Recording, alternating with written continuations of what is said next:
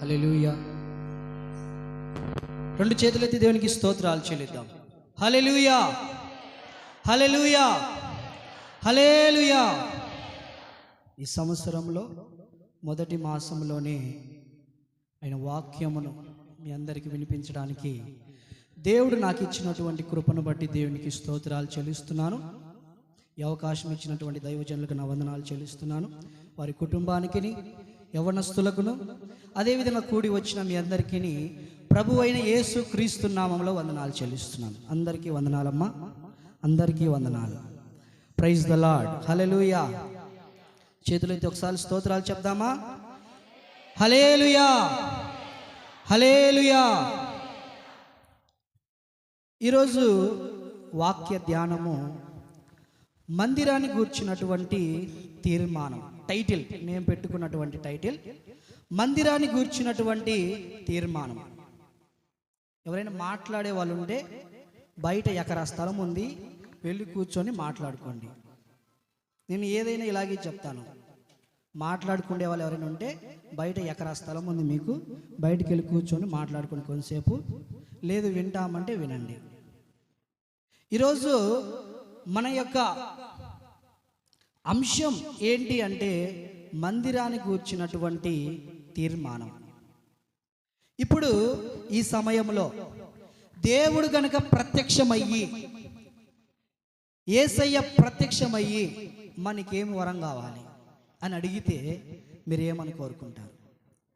ఈ క్షణానికి ఈ క్షణమే ప్రత్యక్షమయ్యి అమ్మా నీకేం వరం కావాలి, పూజితా నీకేం వరం కావాలి అని అడిగితే మీరేం కోరుకుంటారు?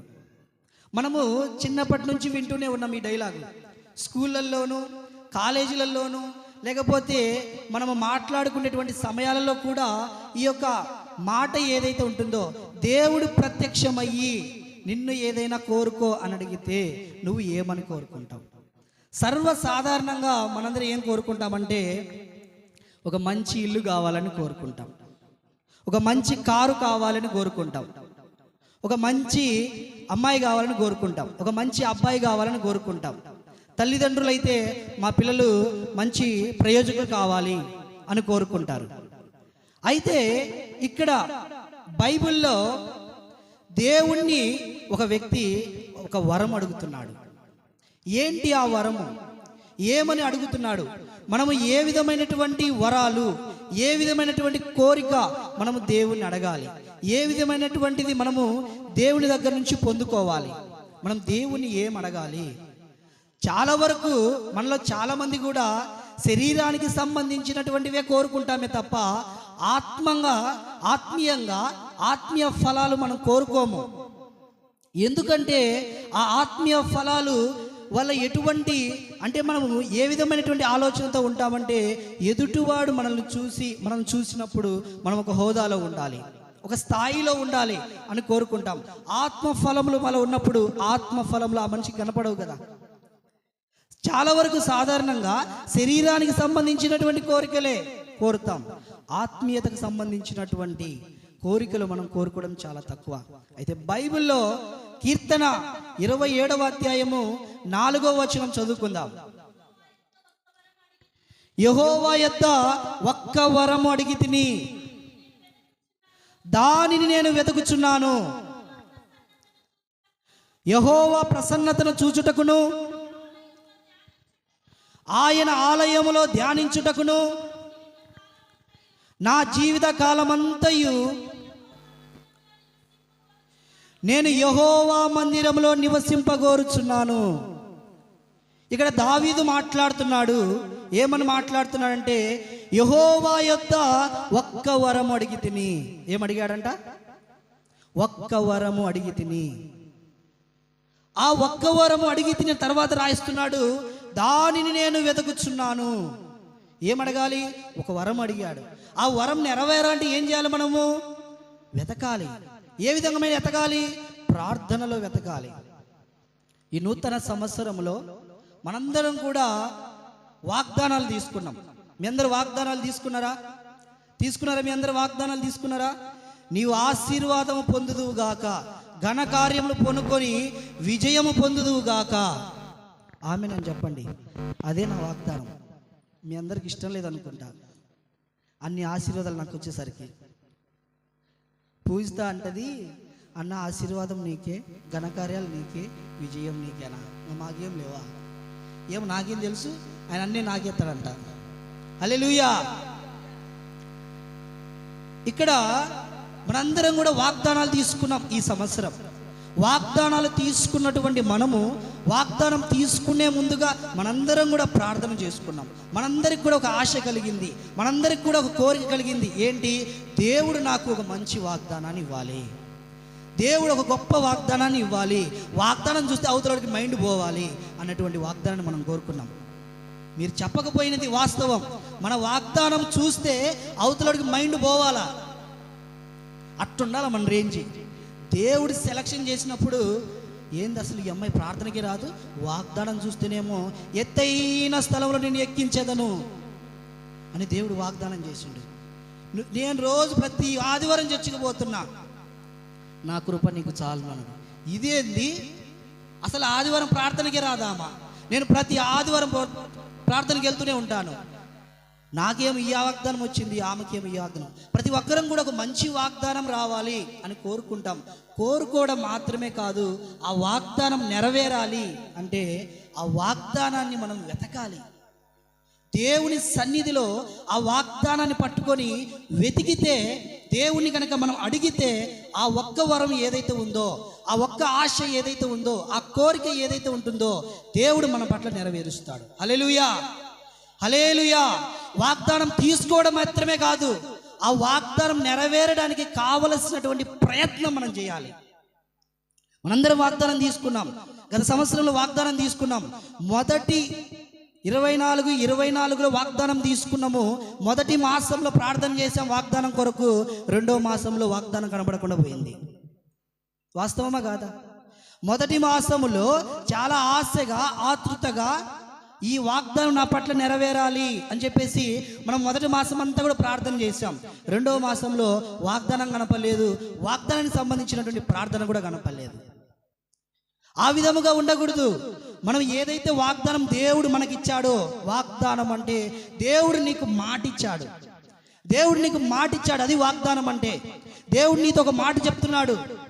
దేవుడు నాకు చెప్పాడు, అయ్యా నీవు ఆశీర్వాదం పొందుదువుగాక, అయ్యా నీవు ఘనకార్యాలు పొందుకొని విజయము పొందుదువుగాక అని నాకు మాటిచ్చాడు. నాకు మాటిచ్చినప్పుడు కండిషన్ కూడా ఇస్తాడు. ఆ మాటిచ్చినప్పుడు నీవు ఇది చేస్తే, నువ్వు ఈ విధంగా చేస్తే నీకు ఆ ఆశీర్వాదం వస్తుంది అని చెప్తాడు. అయితే నేను ఏ విధంగా పొందుకోవాలి? ప్రార్థనలో పొందుకోవాలి. నేను ప్రార్థన చేయాలి. ఆ మాట ఏదైతే ఇచ్చాడో ఆ మాట నెరవేరడానికి నేనేం చేయాలి? ప్రార్థన చేయాలి. మనం ప్రార్థన చేస్తే, ప్రార్థనలో వెతికితే ఆ వాగ్దానం ఏదైతే ఉంటుందో అది మన పట్ల దేవుడు నెరవేరుస్తాడు. హల్లెలూయా. ఇక్కడ దావీదు కూడా ఒక వరం అడుగుతున్నాడు. ఏమని అడుగుతున్నాడు? ఆ వాగ్దానం అంటే ఏమని అడుగుతున్నాడంటే, యెహోవా ప్రసన్నతను చూచుటకు. ఏంటంట? మాట్లాడాలి. యెహోవా ప్రసన్నతను చూచుటకును, ఆలయములో ధ్యానించుటకును నా జీవిత కాలమంతయు నేను యెహోవా మందిరములో నివసించాలి అనుకుంటున్నాను. తెలుగులో యెహోవా మందిరంలో నేను నివసించాలనుకుంటున్నాను. ఎందుకయ్యా నీవు యెహోవా మందిరంలో నివసించాలనుకుంటున్నావు? ఆయన ప్రసన్నతను చూడాలి, ఆయన ఆలయంలో ధ్యానించాలి, అందుకోసం నేను ఆయన మందిరంలో నివసించాలి అనుకుంటున్నాను. దావీదును గుర్చినటువంటి మాటలు కనుక మనం చూస్తే, అసలు దావీదు యొక్క స్థితి ఏంటి, దావీదు ఎవరు, దావీదు యొక్క స్థానం ఏంటి గనక చూస్తే మనము 1 సమూయేలు 1:16 అధ్యాయం 11వ వచనం, పేజీ నెంబర్ 236. నీ కుమారులందరూ ఇక్కడ ఉన్నారా అని యెష్షయిని అడగగా, అతడు ఇంకను కడసారి వాడున్నాడు, అయితే వాడు గొర్రెలను కాయుచున్నాడని చెప్పాను. చాలక్క. ఇక్కడ దావీదు గురించి ఏం మాట్లాడుతున్నారు అంటే, అంతకుముందు ఈ యొక్క పారాగ్రాఫ్ కంటే ముందుగా మనం చదువుకుంటే, ఇశ్రాయేలు ప్రాంతానికి సౌలు అనేటువంటి వ్యక్తి రాజుగా ఉన్నాడు. సౌలుని గనక మనం చూస్తే మనకు ఏ విధంగా కనిపిస్తాడంటే బాహుబలిలో బల్లాల దేవలాగుంటాడు, ఆజానుబాహుడు, ఆ రేంజ్లో ఉంటాడనమాట. ఆ రేంజ్లో ఉంటాడు సౌలు. అయితే సౌలుకి ఆయన దేవుడు ఏదైతే ఉన్నాడో అధికారాన్ని ఇచ్చాడు. అటువంటి సౌలుకి దేవుడు అధికారాన్ని ఇస్తే సౌలు ఏం చేశాడంటే దేవుని మాట నిర్లక్ష్యం చేసి ఆ అధికారాన్ని పోగొట్టుకున్నాడు. ఇప్పుడు రాజు కొరకు అక్కడ ఉన్నటువంటి ప్రవక్త అయినటువంటి సమూయేలు వెతుకుతూ ఉన్నాడు. దేవుని దగ్గర ప్రార్థన చేశాడు, అయ్యా మరి ఎవరు నెక్స్ట్ రాజు, ఎవరి కోసం, మరి ఎలా అంటే నీవు పలానా ప్రాంతానికి వెళ్ళు, యెష్షయి యొక్క కుటుంబానికి దగ్గరికి వెళ్ళు, ఆ కుటుంబంలో ఒక వ్యక్తిని నేను ఎన్నుకుంటాను.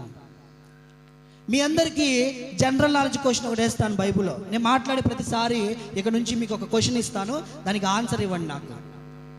ఇక్కడ బైబిల్లో మనం చూస్తే ఈ సమూయేల్లో దావీదు ఎన్నో వాడంటే 8వ వాడు. ఎన్నోవాడు? 8వ వాడు. ఎన్నోవాడు? 8వ వ్యక్తి. దినవృత్తాంతంలోకి వెళ్తే, దినవృత్తాంతంలోకి రండి. దినవృత్తాంతంలో కనుక మీరు వెళితే మొదటి దినవృత్తాంతములు 2వ అధ్యాయం 13 నుంచి 17 వరకు వాళ్ళ డీటెయిల్స్ ఉంటాయి. 1 దినవృత్తాంతములు 2వ అధ్యాయం 13 నుంచి 17 వరకు చూస్తే మొదటి వారు ఎవరు, సెకండ్ వారు ఎవరు ఉంటారు. దాంట్లో మనం ఎన్నో చదువుతామంటే 15వ వచనం చదువుకుందాం. 15వ వచనం, 6వ వాడైన ఓజెమును 7వ వాడైన దావీదును కనెను. ఇక్కడ దినవృత్తాంతంలో రాయబడింది ఏంటంటే 7వ వాడు. సమూయేల్లో రాయబడింది ఏంటంటే 7 మంది తరువాత కడసారి వాడు, అంటే 8వ వాడు. సమూయేలేమో 8వ వాడు అని చెప్తుంది సమూయేలు గ్రంథంలో. 1వ దినవృత్తాంతంలోకి వచ్చేసరికి 7వ వాడు అని చెప్తుంది. ఇంతకు దావీదు 7వ వాడా 8వ వాడా? ఇది క్వశ్చన్. ఆన్సర్ తర్వాత చెప్పండి. దావీదు 7వ వాడా 8వ వాడా? ఇంతకు ఎవరు? కొంతమందికి డౌట్లు ఉంటాయి, తప్పులు ఉంటాయేమో అనుకుంటారు. ఇంతకీ ఈ మనిషి 7వ వాడా 8వ వాడా? ఓకే, ఆ తర్వాత పెట్టేస్తే ఇక్కడ మనము దావీదు గురించి మనం మాట్లాడుకుంటూ వస్తున్నాం. దావీదు యెష్షయి కుమారుడైనటువంటి దావీదు కడసారి వాడు. ఎన్నో వాడు? కడసారి వాడు, చివరి వాడు, ఆఖరి వాడు. అయితే అతని యొక్క వృత్తి ఏంటంటే గొర్రెల కాపరి. దావీదు ఎవరండి? గొర్రెల కాపరి.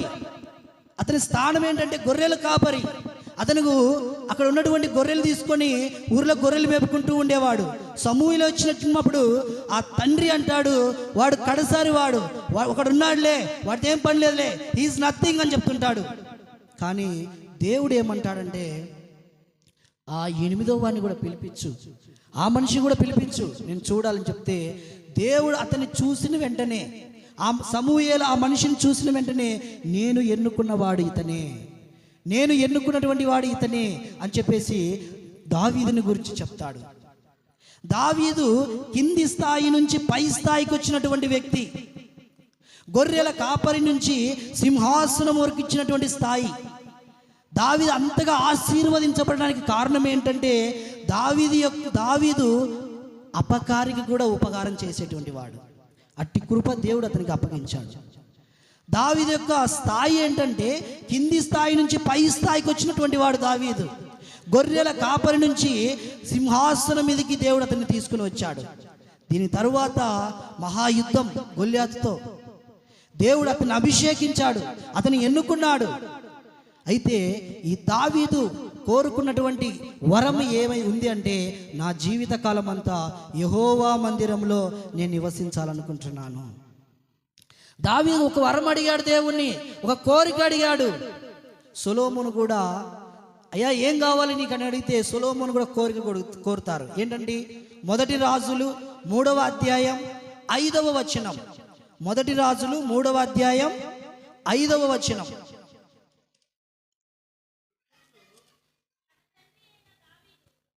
గిబియోన్లో యెహోవా రాత్రివేళ స్వప్నమందు సొలొమోనుకు ప్రత్యక్షమై,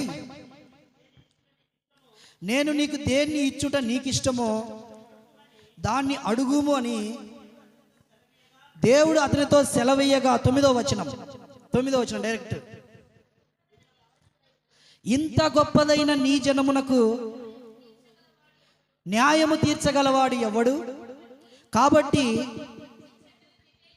నేను మంచి చెడ్డలు వివేచించి నీ జనులకు న్యాయం తీర్చున్నట్లు నీ దాసుడనైన నాకు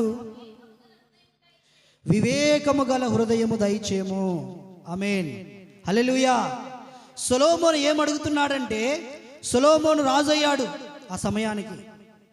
అంత పెద్ద జనము పరిపాలించుటకు జ్ఞానము కావాలి, తెలివి కావాలి.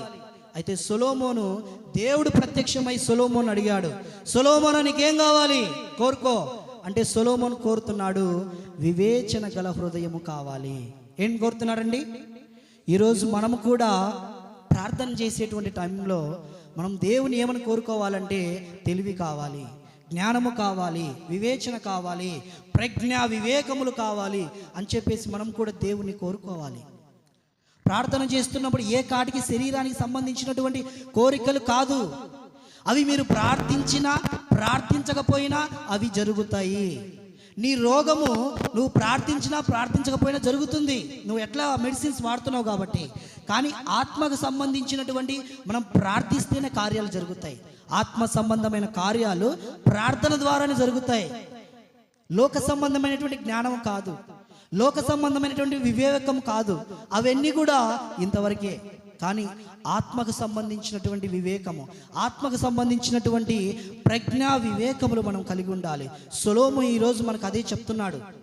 సొలొమోను ఏమని కోరుకున్నాడంటే, వివేకము గల హృదయాన్ని కోరుకున్నాడు. మనము కూడా దేవుని దగ్గర ఏమని కోరుకోవాలంటే, వివేకము కలిగినటువంటి హృదయాన్ని కోరుకోవాలి. ఇంకొక మనిషిని మీకు పరిచయం చేస్తాను, ఎబ్బేజు. ఇంకో మనిషిని పరిచయం చేస్తాను. అతను ఏం కోరుకున్నాడు? దేవుని ఏమని కోరుకున్నాడు? ఎబ్బేజుని పరిచయం చేస్తున్నాను. మొదటి దినవృత్తాంతములు 4వ అధ్యాయం 10వ వచనం. మొదటి దినవృత్తాంతములు 4:10. ఎబ్బేజు ఇశ్రాయేలు దేవుని గురించి మొరపెట్టి, నీవు నన్ను నిశ్చయముగా ఆశీర్వదించి నా సరిహద్దును విశాలపరిచి నీ చెయ్యి నాకు తోడుగా ఉండ దయచేసి నాకు కీడు రాకుండా దానిలో నుండి నన్ను తప్పించుము అని ప్రార్థింపగా, దేవుడు అతడు మనవి చేసిన దాన్ని అతనికి దయచేసును. ఎబ్బేజు ప్రార్థిస్తున్నాడండి. ఏమని ప్రార్థిస్తున్నాడు? మనందరం కూడా ప్రార్థించే సమయంలో ప్రార్థించాల్సినటువంటివి, మనమందరం కూడా దేవుణ్ణి కోరాల్సినటువంటి టైంలో మనం కోరుకోవాల్సినటువంటివి. ఏమని ప్రార్థిస్తున్నాడు, ఏమని కోరుకుంటున్నాడంటే, ఎబ్బేజు నీవు నన్ను నిశ్చయముగా ఆశీర్వదించు. ఆమేన్. అయ్యా నా సరిహద్దును విశాలపరచు. ఆమేన్. నీ చెయ్యి నాకు తోడుగా ఉండనివ్వు. ఆమేన్. నాకు కీడు రాకుండా దానిలో నుంచి నన్ను తప్పించుము. ఏమని కోరుకుంటున్నాడండి? ఆశీర్వాదాన్ని కోరుకుంటున్నాడు. నా సరిహద్దులను విశాలపరచు అని కోరుకుంటున్నాడు. ఏ కీడు నాకు రాకుండా దాని నుంచి నన్ను తప్పించమని కోరుకుంటున్నాడు. మనం ప్రార్థించేటప్పుడు, దేవుడు ప్రత్యక్షమైనప్పుడు మనం కోరుకోవాల్సినవి ఏ అంటే ఇవే మనం కోరుకోవాల్సినవి. అయా వివేచన గల హృదయం నాకు దయచేయండి, నన్ను ఆశీర్వదించండి, నా సరిహద్దును విశాలపరచండి, నాకు తోడుగా ఉండండి, ఏ కీడు రాకుండా, ఏ అపాయము రాకుండా నన్ను నా కుటుంబాన్ని కాపాడండి అని మనం ప్రార్థించగలిగితే దేవుడు మన ప్రార్థన ఆలకించి వాటిని మన పట్ల జరిగిస్తాడు. హల్లెలూయా, హల్లెలూయా. మీ పట్ల, మీ కుటుంబాల పట్ల జరగాలనుకున్న వాళ్ళు హల్లెలూయా అని చెప్పండి. ఆమేన్ అని చెప్పండి. హల్లెలూయా. ఈ విధంగా కోరిక అంటే మనం ప్రార్థించేటప్పుడు అడిగేటువంటి వరాలు, ఆశ ఏవైతే ఉన్నాయో ఈ విధంగా సొలొమోను అడిగాడు, ఎబ్బేజు అడిగాడు. అదేవిధంగా దావీదు అడిగినటువంటి వరాన్ని మనం మరలా చూస్తే, దావీదు అడుగుతున్నాడు ఏంటంటే, వీరు అడిగిన దానికి ప్రత్యేకమైనటువంటిది, వీరు అడిగిన దానికంటే విశిష్టమైనటువంటిది దావీదు అడిగినటువంటి వరము. ఏంటి ఆ వరం అంటే, నా జీవిత కాలం అంతా నేను యెహోవా మందిరంలో నివసించాలనుకుంటున్నాను. వాళ్ళు అడిగినటువంటి వరాలకు ఇతను అడిగినటువంటి వరానికి చాలా తేడా ఉంది, చాలా డిఫరెన్స్ ఉంది. వాళ్ళు ఏమో డైరెక్ట్గా అడిగేశారు ఏం కావాలి, ఇతను అడుగుతున్నాడు నీ మందిరములోనే నా జీవిత కాలం అంతా life time settlement, life style settlement అంటుంటాం మనం. అంటే ఇంకా అంతటితో మనం సెటిల్ అయిపోతుంది మన లైఫ్. ఎక్కడ సెటిల్మెంట్ చేస్తున్నాడు? యెహోవా మందిరంలో సెటిల్ చేస్తున్నాడు. తన జీవితం అంతటిని కూడా మందిరంలో నివసించాలి అని డిసైడ్ చేసుకుంటున్నాడు. అయితే ఇక్కడ మనం చూస్తే అసలు దేవుని మందిరములో నివసించాలి అనే ఆశ ఏంటి, అసలుకి కోరిక ఏంటి, ఆ తలంపు ఏంటి? అసలు దేవుని మందిరంలో అసలు దేవుని మందిరంలో ఏముంది? జనరల్గా అసలు దేవుని మందిరంలో ఏముంది మనం వింటుంటాం. చాలామంది పెద్దోళ్ళు అంటుంటారు, మూర్ఖులు అంటుంటారు, అక్కడికి వెళ్తేనే దేవుడా, ఇంట్లో దేవుడు లేడా, దేవుని సన్నిధికి వెళ్లకుండా ఆశీర్వదించబడిన వారు లేరా, దేవుని సన్నిధికి వెళ్లకుండా ఒక స్థానానికి వచ్చినటువంటి వారు లేరా? ఇప్పుడు మనం చూస్తున్న వాళ్ళందరూ దేవుని మందిరానికి వెళ్ళిన వాళ్ళేనా?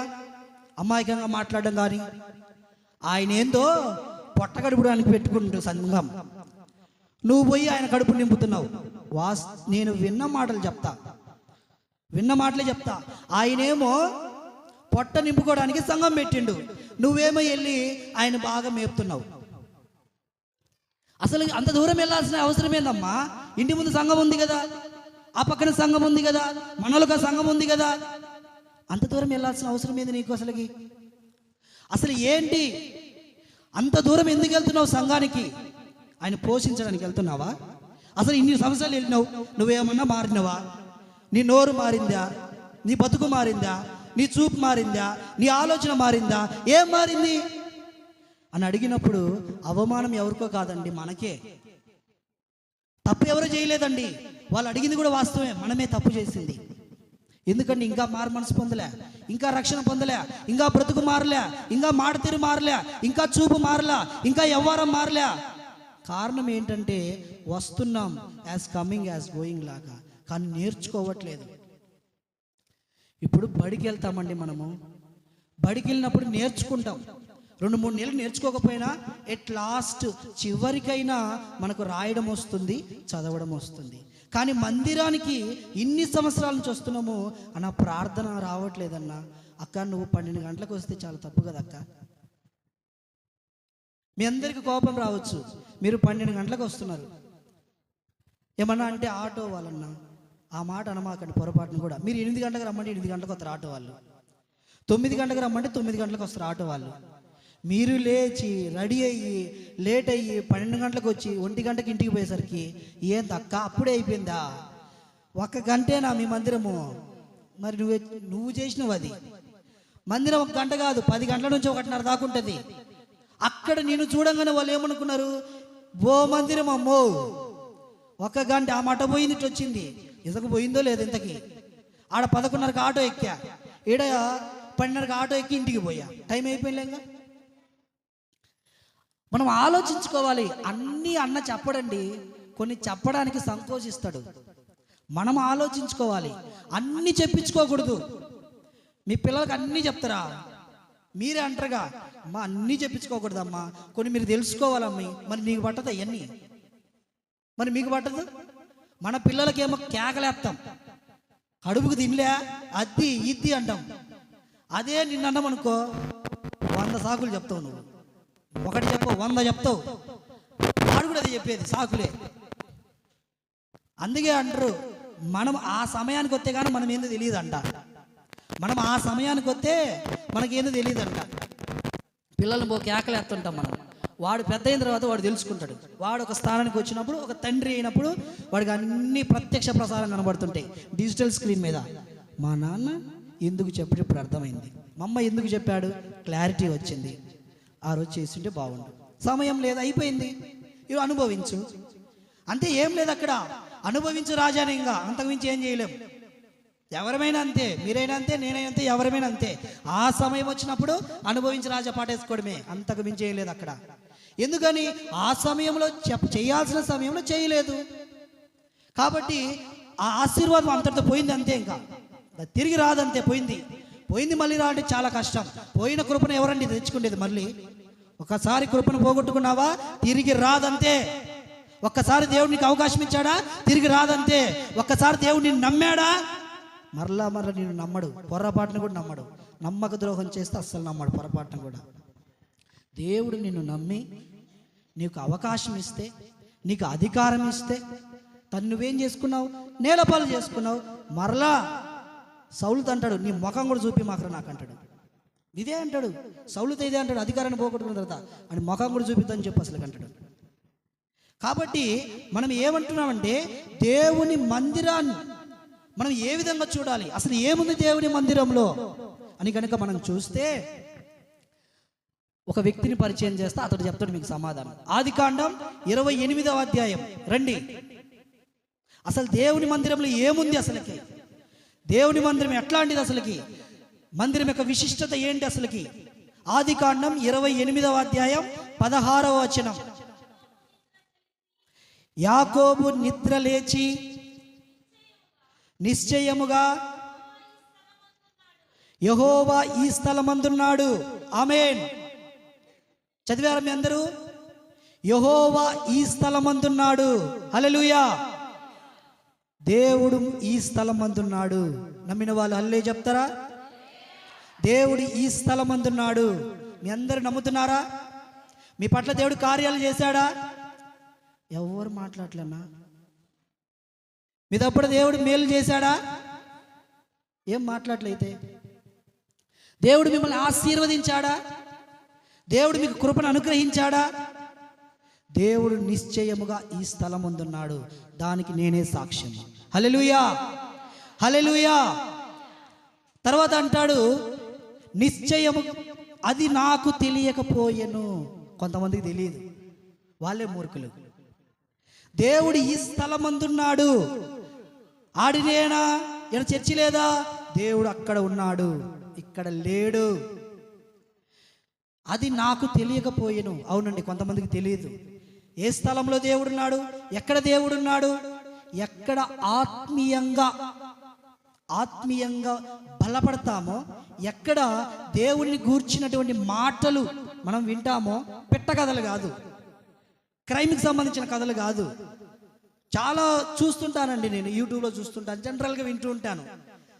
తీసుకున్నటువంటి సబ్జెక్ట్కి మాట్లాడే మాటలకి చాలా తేడా ఉంటుంది. అసలుకి నువ్వు తీసుకున్న వాక్యం ఏంది, చెప్పేది ఏంది, అసలుకి చాలా తేడా ఉంటుంటుంది.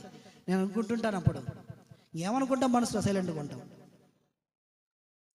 అయితే ఇక్కడ ఏంటంటే, ఈ స్థలమందు ఏ స్థలం అయితే దేవుడు ఉంటాడో అక్కడ దేవుని కార్యాలు జరుగుతాయి. హల్లెలూయా. అక్కడ స్వస్థత కార్యాలు జరుగుతాయి. హల్లెలూయా. అక్కడ మేలులు జరుగుతాయి. హల్లెలూయా. తర్వాత మాట్లాడుతూ ఇది దేవుని మందిరమే గాని వేరొకటి కాదు. ఏంటంట? ఇది దేవుని మందిరమే కానీ వేరొకటి కాదు. ఈ స్థలము చాలా భయంకరమైనది అంటాడు యాకోబు. ఏంటంట ఇది? ఈ స్థలం ఎలాంటిదంట? చాలా భయంకరమైనటువంటిది, అంటే పరిశుద్ధమైనది, అంటే పవిత్రమైనటువంటిది అంటున్నాడు. ఈ స్థలము చాలా భయంకరమైనటువంటిది, చాలా పవిత్రమైనటువంటిది, చాలా పరిశుద్ధమైనటువంటిది. ఎలాంటి? ఎందుకంటే ఆషామాషి లాంటి స్థలం కాదు ఇది. ఎలాంటి కార్యక్రమాలు చేసేటువంటి స్థలం కాదు ఇది. ఇది చాలా పవిత్రమైనటువంటిది. రండి, మోషే ఏం చెప్తున్నాడో విందాం. దేవుని మందిరాన్ని గురించి, దేవుని స్థలాన్ని గురించి ఏం చెప్తున్నాడు అక్కడికి రండి ఒకసారి. నిర్గమకాండం 3వ అధ్యాయం, నిర్గమకాండం 3వ అధ్యాయం 1 నుంచి 5 వరకు మనం చూసుకుంటూ వస్తే 2వ వచనం చదవండి. ఒక పొదమి నడిమిన అగ్ని జ్వాలలో యెహోవా దూత అతనికి ప్రత్యక్షమాయెను. అతడు చూచినప్పుడు అగ్ని వల్ల పొద మండుచుండెను గాని పొద కాలిపోలేదు. అప్పుడు మోషే, ఆ పొద ఏల కాలిపోలేదో, నేను ఆ తట్టు వెళ్ళి ఈ గొప్ప వింత చూచిదని అనుకొనెను. 5వ వచనం. అందుకు ఆయన, దగ్గరకు రావద్దు, నీ పాదముల నుండి నీ చెప్పులు విడువుము. నీవు నిలిచి ఉన్న స్థలము పరిశుద్ధ ప్రదేశము. హల్లెలూయా, చప్పట్లు కొడదాం. మనందరం నిలిచి ఉన్నటువంటి ప్రదేశం పరిశుద్ధమైనటువంటి స్థలం. ఇది పవిత్రమైనటువంటి స్థలం. ఇది దేవుడు దిగి వచ్చేటువంటి స్థలం. ఇది దేవుడు ప్రత్యక్షమైనటువంటి స్థలం. ఇది దేవుడు నన్ను దర్శించేటువంటి స్థలం. నిర్గమకాండములో మోషే స్వయాన దేవుడే ప్రత్యక్షమై అంటున్నాడు, ఇది పరిశుద్ధమైనటువంటి ప్రదేశము, ఇది పవిత్రమైనటువంటి ప్రదేశము. తర్వాత యాకోబు అంటాడు, పరలోకపు గవిని ఇది, పరలోకపు గవి. నువ్వు పరలోకము చేరాలి అంటే, నువ్వు మోక్షరాజ్యం చేరాలంటే, నిత్యరాజ్యం చేరాలంటే నీ యొక్క దారి ఇది. అడుగుతున్నారు అన్న వాళ్ళకి చెప్తున్నారు సమాధానం. దేవుని మందిరానికి వస్తే ఏమొస్తుందంటే, నువ్వు పరలోకానికి వెళ్ళాలి అని అనుకుంటే ఇక్కడికి వస్తేనే పరలోకానికి దారి తెలుస్తుంది. ఇక్కడికి రాకపోతే పరలోకానికి దారి నీకు కనబడదు. అది మందిరం యొక్క విశిష్టత. మందిరం యొక్క ఘనత ఏంటంటే, నీకు ఆ పరలోకం వెళ్ళాలి అనే ఆశ గనక ఉంటే ఇదే దానికి దారి. అందుకే యోహాను 14:6 అంటాడు, నేనే మార్గము, నేనే సత్యము, నేనే జీవము, ఆ దారి నేనే. మీరు పరలోకానికి వెళ్ళాలి అనుకుంటే దేవుని యొక్క మందిరం యొక్క విశిష్టత ఏంటి అంటే, ఇది పరిశుద్ధమైనటువంటి స్థలం. ఇది ఆషామాషి స్థలం కాదు, ఇలాంటి స్థలం కాదు. ఎందుకంటే మీరు చూస్తున్నదంతా కూడా నిజము కాదు. ఒకనాడు మనందరం కూడా ఎత్తబడతాం. హల్లెలూయా, హల్లెలూయా. అదేవిధంగా దేవుని మందిరము మనం చెప్పుకున్నట్లుగా ఇదొక దేవుడు ప్రత్యక్షమైనటువంటి స్థలం, ఒక పరిశుద్ధమైనటువంటి, ఇది స్వస్థపరిచేటువంటి స్థలం అండి ఇది. ఎందుకంటే నువ్వు చిన్న చూపు చూడడానికి ఇది నీ ఇల్లు కాదు, నీవు చిన్న చూపు చూడడానికి నీ కాలేజీ కాదు. ఇది అక్కడ చేసినటువంటి చేష్టలు ఇక్కడ చేస్తూ ఉంటారు, అక్కడ చేసినటువంటి ప్రవర్తన ఇక్కడ చేస్తూ ఉంటారు. ఇది దేవుని మందిరం అని గుర్తుపెట్టుకోండి, ఇది పరిశుద్ధమైనటువంటి స్థలం అని గుర్తుపెట్టుకోండి. అందుకే ప్రసంగి అంటాడు 5వ అధ్యాయం 1లో వచ్చిన అంటాడు, నీవు దేవుని మందిరానికి పోవునప్పుడు నీ ప్రవర్తన జాగ్రత్త. అమ్మా, ఈ పరిశుద్ధ స్థలానికి వచ్చేటప్పుడు, ఈ భయంకరమైన స్థలానికి వచ్చేటప్పుడు, ఈ పవిత్రమైన స్థలానికి వచ్చేటప్పుడు నీ ప్రవర్తన జాగ్రత్త. ఆషామాషికి చెప్పలే ప్రసంగి, మహాజ్ఞాని ఊరికి చెప్పలేదు. అది పరిశుద్ధమైనటువంటి స్థలమురా, అది పవిత్రమైనటువంటి స్థలము. నీవు వెళ్ళేటప్పుడు జాగ్రత్త. ఎందుకంటే అక్కడ ఉన్నటువంటి దేవుడు సర్వశక్తి కలిగినటువంటి దేవుడు. ప్రతి దాన్ని లెక్కేస్తాడు, ప్రతి దాన్ని చూస్తాడు, ప్రతి ఆలోచన చూస్తాడు, నీ ప్రవర్తన చూస్తాడు. జాగ్రత్త అని హెచ్చరిస్తున్నాడు దేవుడు. దేవుని మందిరంలో జాగ్రత్త. ఈరోజు దేవుడు మీతోనే మాట్లాడుతున్నాడు. దేవుని మందిరానికి వచ్చినప్పుడు ఏ విధమైనటువంటి అంటే ఆ విధమైనటువంటి మాటలు కాదు. ఇక్కడ ఎలా పడితే అలా ప్రవర్తించకూడదు. దేవుని మందిరంలో వెళ్ళినప్పుడు ఎంత మర్యాద కూర్చుంటామో అంతకంటే మర్యాద కూర్చోవాలా. దలైలామా ఉంటాడు పంజాబ్లో. దలైలామా అనే సిటీ ఉంటుంది పంజాబ్లో. అందులో ఈ బౌద్ధ మతానికి సంబంధించిన వాళ్ళందరూ వెళ్తారు. ఎంత సైలెన్స్గా ఉంటుందంటే మీకు తెలియదండి. పిన్ డ్రాప్ సైలెన్స్గా ఉంటుంది. గుండు పిన్ను పడితే సౌండ్ వస్తుంది, అంత సైలెంట్గా ఉంటారు వాళ్ళు. ఎందుకు తెలుసా? దేవుని స్థలం అలాంటిది అని వాళ్ళ ఉద్దేశం.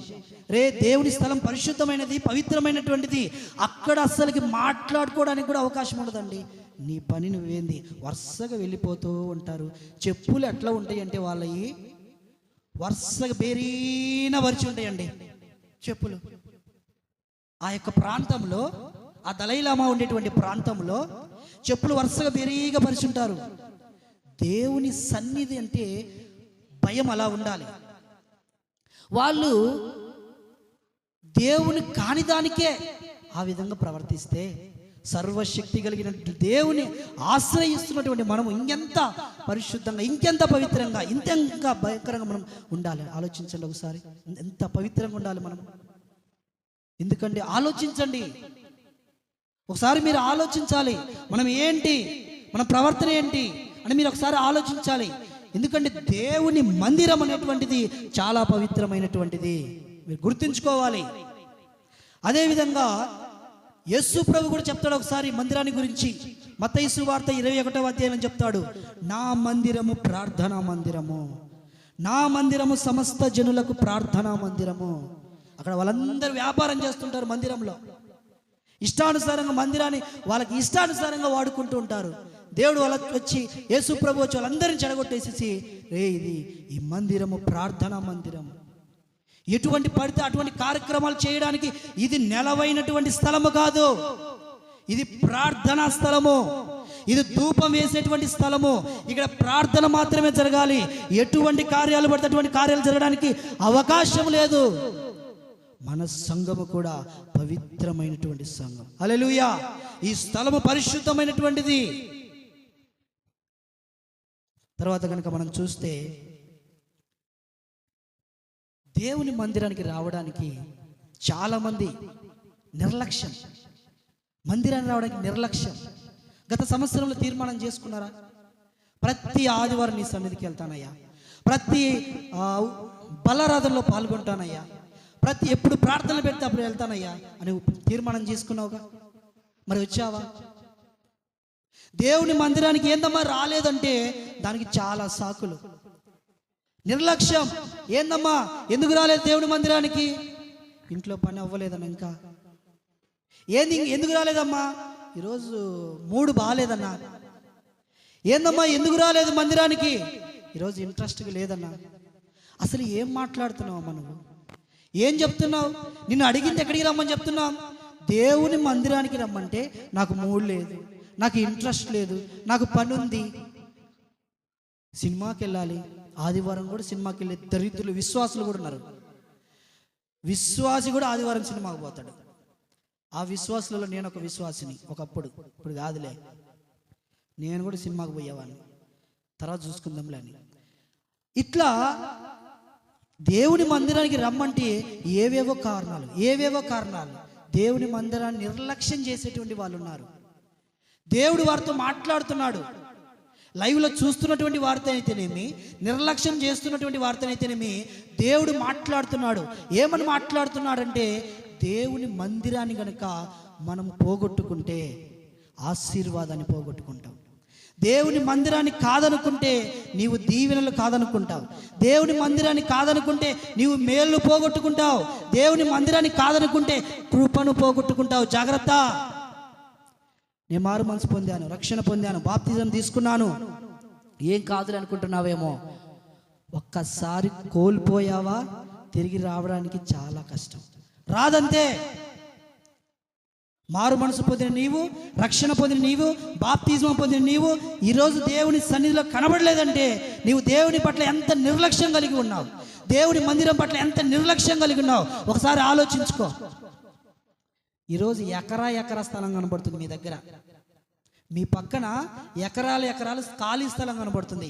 విశ్వాసులందరూ కూడా సంక్రాంతికి ఊర్లోకి వెళ్ళారు. దేవుని విశ్వాసులు సంక్రాంతికి ఊరెళ్ళారు. టైటిల్ పెట్టుకోండి అది. ఎవరు ఎక్కడికి వెళ్ళారు తెలుసా? విశ్వాసులు సంక్రాంతికి వెళ్ళారు ఊరికి. అక్కడ నిజంగానే విశ్వాసులు అయితే అక్కడ వాళ్ళు మందిరానికి వెళ్తారండి. మందిరానికి వెళ్ళడం కావాలి మనకి. వాళ్ళు నిజంగా విశ్వాసులు అయితే అక్కడ కూడా దేవుని మందిరానికి వెళ్తారు వాళ్ళు. ఎందుకని? వాళ్ళ ధ్యాస అంతా కూడా దేవుని మందిరమే ఉంటుంది. ఊరికి వెళ్ళినా కూడా దేవుని మందిరానికి వెళ్తారు వాళ్ళు. హల్లెలూయా. వెళ్ళిలో అందరూ దేవుడు దీవించును గాక. హల్లెలూయా. అయితే ఇక్కడ ఏంటంటే దేవుడు మన మీద పెట్టుకున్నటువంటి నమ్మకాన్ని మనం కోల్పోకూడదు. దేవుడు నిన్ను నన్ను నమ్మి ఏ స్థితిలో ఉన్నటువంటి నిన్ను ఈ స్థితికి తీసుకొచ్చాడు. ఒకసారి ఆలోచించుకోండి. దేవుడు మీ యొక్క స్థితిని మార్చలేదా? మీ పరిస్థితిని మార్చలేదా? మీ జీవితాన్ని మార్చలేదా? మీ బ్రతుకును మార్చలేదా? కానీ నువ్వు ఆ నమ్మకాన్ని పోగొట్టుకుంటున్నావు, ఆ నమ్మకాన్ని కోల్పోతున్నావు నువ్వు. ఎందుకంటే దేవుడు ఇచ్చినటువంటి కృప ఏదైతే ఉందో ఆ కృపను పోగొట్టుకోవద్దు దయచేసి. ఆ కృపను కాపాడుకోవాలి. మనం కలిగి ఉన్న దానిని మనము గట్టిగా పట్టుకోవాలి. మనం ఏదైతే కలిగి ఉన్నామో దాన్ని మనం గట్టిగా పట్టుకొని ఉండాలి.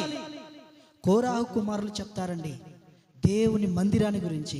కీర్తనకారులు 84వ అధ్యాయం 10లో చెప్తారు. కోరాహు కుమారులు 84:10, నీ ఆవరణములో ఒక్క దినము గడుపుట 1000 దినముల కంటే శ్రేష్టము. హల్లెలూయా. కోరాహు కుమారులు మాట్లాడుతున్నారు. కోరాహు లేడు, కోరాహు అగ్నికి ఆహుతైపోయాడు. ఆయన కుమారులు మాట్లాడుతున్నారు. ఏమని మాట్లాడుతున్నారంటే, అయ్యా నీ సన్నిధిలో ఒక్క దినము 1000 దినముల కంటే శ్రేష్టమైనటువంటిది. ఒక ఆదివారం ఎంత శ్రేష్టమైనది తెలుసా? 1000 దినములకు అంత ఆశీర్వాదం ఒక ఆదివారం మనకు వస్తుందంట. 1000 దినాలకు సంబంధించినటువంటి ఆశీర్వాదం ఒక్క ఆదివారం మనం పొందుకుంటామని చెప్తున్నారు. ఎంత గొప్పది చూడండి. మనము దేవుని మందిరంలో ఒక్క దినము గడిపితే 1000 దినములంత శ్రేష్టం దేవుడు మనకు అనుగ్రహిస్తాడు. హల్లెలూయా. అట్టి ఆశీర్వాదాన్ని ఎలా పోగొట్టుకుంటామండి? అట్టి కృపను ఎలా పోగొట్టుకుంటాం? మనం దేవుని మందిరానికి మనం వచ్చినప్పుడే దేవుడు మనల్ని ఆశీర్వదిస్తాడు. దేవుడు మన పట్ల మేలు చేస్తాడు. దేవుడు మనకి తగినటువంటి కృపను అనుగ్రహిస్తాడు. మనందరం కూడా దేవుని సన్నిధిలో కనపడాలి. ఒకప్పుడు దేవుని మందిరానికి నీకు నాలాంటి అవకాశం లేదండి. ఒకప్పుడు నీకు నాకు అవకాశం లేదు. 2020 సంవత్సరాల క్రితం దేవుడు మన కోసం వచ్చాడు, మన కోసం పరిచర్య చేశాడు, మన కోసం సిలువనెక్కాడు, మన కోసం మరణించాడు, మన కోసం తిరిగి లేచాడు, మన కోసం రెండవసారి రానయ్య ఉన్నాడు. హల్లెలూయా. చప్పట్లు కూడా దేవుని నామాన్ని మహిమపరుద్దాం. హల్లెలూయా. దేవుడు నీ కోసం నా కోసం రెండవసారి రానయ్య ఉన్నాడు. ఎవరైతే నేను చెప్పిన వాటి విని నా సన్నిధానానికి వచ్చి నన్ను ప్రార్థించి నన్ను బ్రతిమిలాడి నన్ను వేడుకున్నారో వారిని మరలా తీసుకుని వెళ్ళడానికి ఆయన రెండవసారి రానయ్య ఉన్నాడు. హల్లెలూయా. దేవుడు మనల్ని అందరినీ కూడా తీసుకువెళ్ళడానికి సిద్ధంగా ఉన్నాడు. ఆయన మందిరంలో మనం కనిపితే ఆయన ఆశీర్వాదాలు మన దగ్గర ఉంటాయి. అయితే మందిరం గురించి, ఇంకా మందిరం యొక్క విశిష్టత గురించి మనకు తెలియదు. కానీ అసలు రాకపోతే ఏం జరిగిద్దో మనకు తెలియదు. కానీ కొంతమందికి తెలియదు. కానీ కయ్యను అడుగుదాం. వెళ్ళి రండి ఆదికాండంలోకి. ఆదికాండం 4వ అధ్యాయం 13వ వచనం డైరెక్ట్ చదువుకుందాం. ఆదికాండం 4వ అధ్యాయం 13వ వచనం. అందుకు కయ్యను, నా దోష శిక్ష నేను భరించలేనంత గొప్పది. నేడు ఈ ప్రదేశము నుండి నన్ను ఎల్లగొట్టితివి. నీ సన్నిధికి రాకుండా వెలివేయబడి దిగులు పడుచు భూమి మీద దేశదిమ్మరినై ఉందును.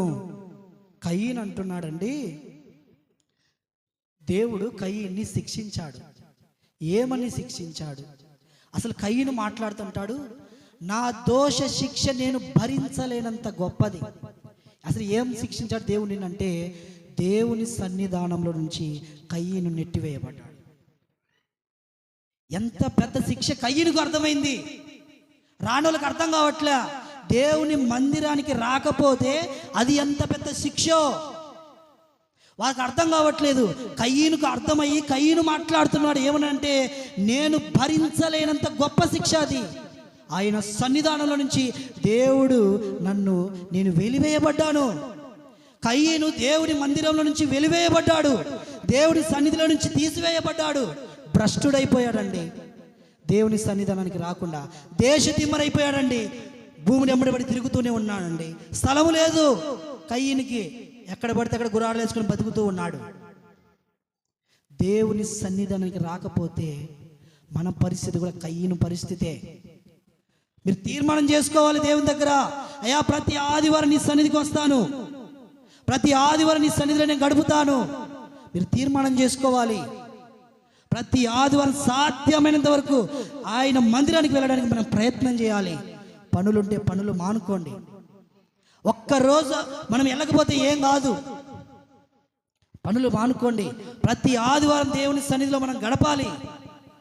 చివరిగా దావీదు అంటున్నాడు, డైరెక్ట్గా మనం ఇక్కడికి వచ్చేస్తే, దావీదు అసలు ఏంటి, మందిరములో నివసించాలనుకుంటున్నావు కదా, ఎందుకు నివసించాలనుకుంటున్నావు అని అడిగితే 4వ వచనం కింద 5వ వచనం చదువుకుందాం.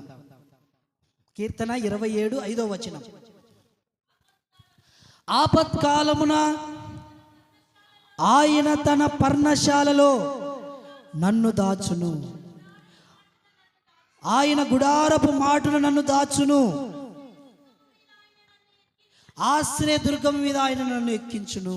ఇక్కడ నా జీవిత కాలం అంతా నేను యెహోవా మందిరం నివసించాలనుకుంటున్నాను. ఎందుకంటే అక్కడ క్వశ్చన్ వేసుకోవాలి మీరు. ఎందుకంటే ఆపత్కాలమున ఆయన తన సన్నిధిలో నన్ను దాచును. దావీదు అంటున్నాడు, ఎందుకయ్యా ఆయన మందిరంలో ఎందుకు నివసించాలనుకుంటున్నావు అని అడిగితే సమాధానం కిందనే రాస్తున్నాడు. ఏమని రాస్తున్నాడంటే, ఆపత్కాలమున, శ్రమల కాలమున, శోధన కాలమున, అంత్య దినమున, నాకు కష్టం ఉన్నప్పుడు, నాకు నష్టం ఉన్నప్పుడు, నాకు ఇరుకున్నప్పుడు, నాకు ఇబ్బంది ఉన్నప్పుడు దేవుడు నన్ను దాచును. హల్లెలూయా. దేవుని మందిరానికి మనం వస్తే ఆపత్కాలములో, కష్టకాలములో, శోధన కాలములో, నీకు శోధన ఉన్నటువంటి సమయంలో దేవుడు నిన్ను, నీ కుటుంబాన్ని దాచిపెడతాడండి. దేవుని మందిరానికి వస్తే అది లాభము. ఊరికి నేను చెప్పట్లేదు. దేవుని దావీదు అంటున్నాడు, ఎందుకు నివసించాలనుకుంటున్నావంటే ఆయన మందిరములో ఆయన నన్ను దాచుతాడు. ఆశ్రయదుర్గము, ఆయన కొండ మీద నన్ను ఎక్కిస్తాడు, ఆయన బండ మీద నన్ను ఎక్కిస్తాడు. నేను కదలబడను, నేను స్థిరముగా నిలబడతాను. ఆయన మందిరంలో నేను నివసిస్తే ఆయన నన్ను నిలబెడతాడు. అదేవిధంగా ఎత్తైన బండపై ఎక్కిస్తాడు అంటున్నాడు. ఇంకొంచెం కిందికి వస్తే 6వ వచనంలో, నా శత్రువుల కంటే నా శత్రువుల ముందు నా తల ఎత్తబడుతుంది. హల్లెలూయా. నా శత్రువుల ముందు నా తల ఎత్తబడుతుంది. ఆయన సన్నిధిలో నీవు నివసిస్తే నీ శత్రువుల ముందు దేవుడు నిన్ను హెచ్చిస్తాడు, నిన్ను గణపరుస్తాడు. ఆయన సన్నిధిలోనికి మనం రావాలి. ఆయన సన్నిధిలో మనకు కృపాక్షేమములు ఉంటాయి. ఆయన సన్నిధిలో మనకు సంతోషం ఉంటుంది. ఆయన సన్నిధిలో మనకు సమాధానం ఉంటుంది. దేవుని సన్నిధి మనకు ఎల్లప్పుడూ తోడుగా ఉంటుంది. మనం తీర్మానం చేసుకోవాలి. ఈరోజు ఏమని తీర్మానం చేసుకోవాలి? ప్రతి ఆదివారము నీ సన్నిధిలో నేను నిలబడతాను, ప్రతి ఆదివారం నీ సన్నిధిలో నేను నిలబడతాను అని మనం ఏం చేయాలి? తీర్మానం చేసుకోవాలి. కాబట్టి చివరిగా నేను చెప్పేది ఏంటంటే, ప్రతి దినము వాక్యాన్ని చదవండి, ప్రతి దినము ప్రార్థన చేసుకోండి. నేను ప్రతిసారి చెప్తూనే ఉంటాను ఈ మాట. ప్రతి దినము వాక్యం చదవండి, ప్రతి దినము ప్రార్థన చేసుకోండి. ఆ వాక్యము, ఆ ప్రార్థన మనల్ని నిలబెడుతుంది. దేవుడు వచ్చినప్పుడు మనందరం ఎత్తబడతాం. హల్లెలూయా. దేవుడి మాటలు దీవించును గాక. ఆమేన్. ఆమేన్. హల్లెలూయా. మంచిది, చాలా చక్కని వర్తమానమైన. చెప్పండి, నిద్రపోయే వాళ్ళు హల్లెలూయా ఉండాలి. మా వాళ్ళు మాకుంటారు, మీరు ఎన్ని చెప్పినా మా బ్యాచ్ మాకుంటుంది. చాలామందికి చాలా రకాలైన కోరికలు ఉంటాయి. ఆ కోరికలు తీర్చుకోవడానికి ధనము సంపాదించాలని ప్రయత్నం చేస్తారు. ఆ కోరికలు తీర్చుకునే క్రమంలోనే ఆప్యాయతలను, మంచితనాన్ని పోగొట్టుకుంటారు. బంధాలను, బంధుత్వాలను త్యాగం చేస్తారు వారి స్వార్థం కొరకు. కొంతమంది కోరికలు ఎవరు ఏమైపోయినా పర్వాలేదు కానీ నేను అనుకున్నది సాధించాలనేటువంటి దుర్మార్గమైనటువంటి కోరికలు ఉంటాయి. దేవుని పిల్లలమైన మన కోరిక ఎలా ఉండాలనో దేవుని వాక్యములో నుంచి ఇంతవరకు మనం విన్నాం.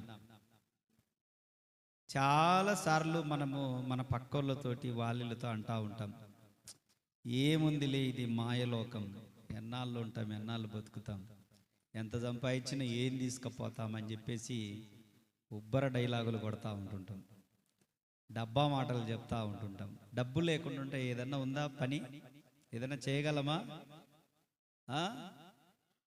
డబ్బుది ఏముందిలే అని అంటూ ఉంటుంటాం. డబ్బు లేకుండా మనం చచ్చిపోతే కనీసం శవాన్ని కూడా తీయడానికి మున్సిపాలిటీ వాళ్ళు రారు. మన బంధువుల తర్వాత సంగతి. పెట్టె కావాలంటే ఏం కావాలి? డబ్బు కావాలి. పూలు చల్లాలంటే డబ్బులు కావాలి. తీసుకుపోవాలంటే దేనికైనా డబ్బులు కావాలి. డబ్బులు వద్దని కాదు అర్థం.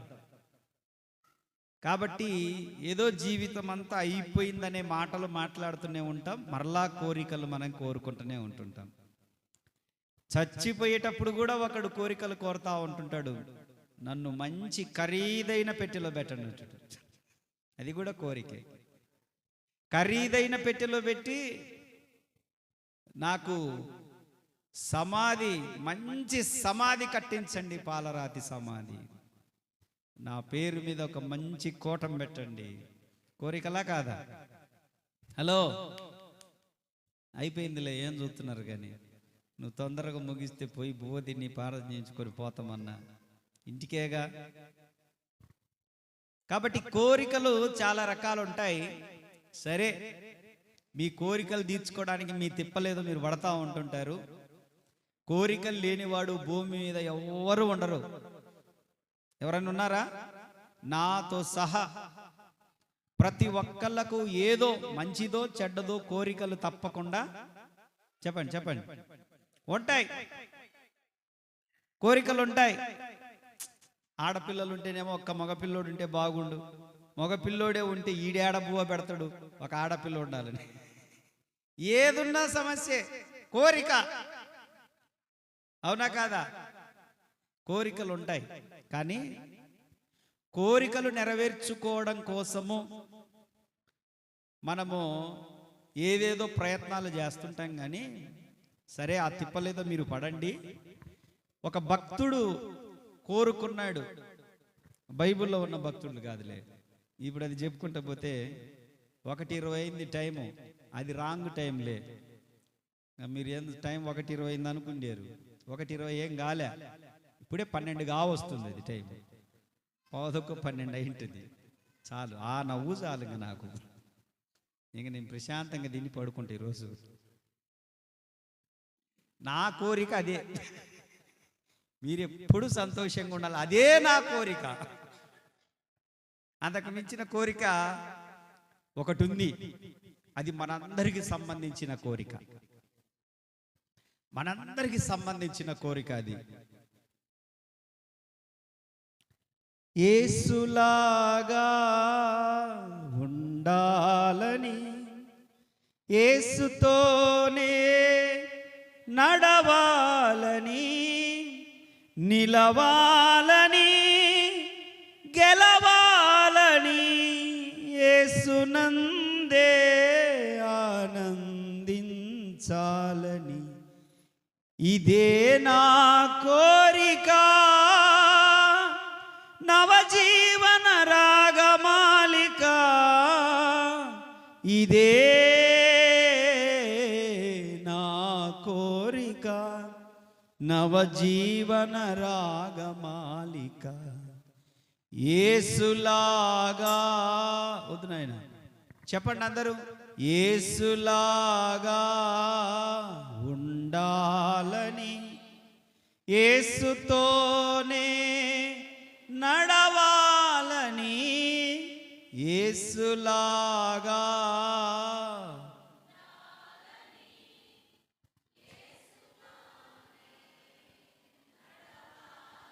నిలవాలని, గెలవాలని, నిలవాలి, యేసునందే ఆనందించాలని.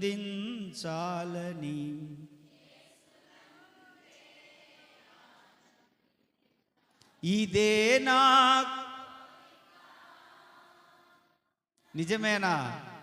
నేనేదో బలవంతంగా పాడించిన కానీ మీతోటి మాకున్నాయిలయ్యా, మా కోరికలు మాకున్నాయి. మా పిల్లోడిని అది చెయ్యాలి, ఇది చెయ్యాలి, కలకటేరు చేయాలి, ఎలకటేరు చేయాలి, మా పాపని ఇంజనీరింగ్ చదివించాలి, ఒక మంచి సంబంధం చూసి చెయ్యాలి, ఉద్యోగస్తుడు రావాలని కోరుకుంటున్నాం, ఒక మంచి ఇల్లు కట్టాలని కోరుకుంటున్నాం. దేవునికి స్తోత్రం, హల్లెలూయా. ఒక మంచి స్కూల్లో చదివించాలని కోరుకుంటున్నాం. రకరకాలైన కోరికలు ఉంటాయి. సరే, ఆ కోరికలు మీరు ఉంచుకోండి, మంచిదే. కానీ మనందరం కోరుకోవాల్సింది యేసులాగా మారిపోవాలి. మనందరం యేసులాగా మారిపోవాలి. ఇక్కడ ఉండడానికి కాదు, ఇక్కడ తాత్కాలికమైనటువంటిది లోకం. కొంతకాలం ఉంటాం, వెళ్ళిపోతాం.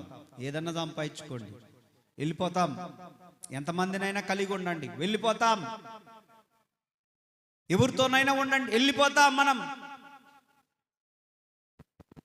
కానీ ఈ లోకంలో మనం ఒకటి కోరుకోవాలి, ప్రభువా ఏ కష్టం రాని, ఏ పరిస్థితి రాని, ఎవరైనా నాతో ఉండని ఉండకపోని, డబ్బులు నాతో ఉండకపోని, ఏదైనా నాకు ఉండక యేసులాగా నేను మారిపోవాలయ్యా. అంతే. పేద లాజరును చూడండి, డబ్బులు లేవు, ఆరోగ్యం లేదు, బంధువులు లేరు, భార్య లేదు, స్నేహితులు లేరు, తినడానికి తిండి, కట్టుకోవడానికి బట్టలు, ఉండడానికి ఇల్లు, స్నేహితులు, ఎవరు ఏమీ లేవు. బిడ్డలారా వినండి, ముగిస్తున్నాను, వినండి. ఏమీ లేవు. కానీ అతను చనిపోతేనట దేవదూతలు వచ్చి అతన్ని తీసుకొని వెళ్ళిపోయారంట పరలోకానికి. వా, గుండె జల్లుమన్నది అసలు ఆ మాటలు చదివినప్పుడు. ఏం లేవు, కనీసం హాస్పిటల్లో చూయించుకోవడానికి డబ్బులు కూడా లేవు. కురుపులు, ఒళ్ళంతా కురుపులండి. కుక్కలు వచ్చి నాకుతాయంట, అతని కురుపులు నాకుతా ఉంటాయంట కుక్కలు వచ్చి. ఒక ధనవంతుడి ఇంటి వాకిట ఆ పడి ఉన్న రొట్టె ముక్కలు ఏరుకోవడానికి అక్కడ ఉంటాడు. కనీసం పని చేసుకొని తినడానికి కూడా ఆరోగ్యం లేదు. పని చేసుకొని తినడానికి ఆరోగ్యం లేదండి. కానీ అతను ఎలా మారిపోయాడో తెలుసా? చచ్చిపోయే సమయానికి, ఆలకించండి, చచ్చిపోయే సమయానికి ఎలా మారిపోయాడో తెలుసా? యవ్వన ప్రాయంలో ఎలా ఉన్నాడో తెలియదు కానీ, అతను వయసు వచ్చినప్పుడు ఎలా ఉన్నాడో తెలియదు కానీ,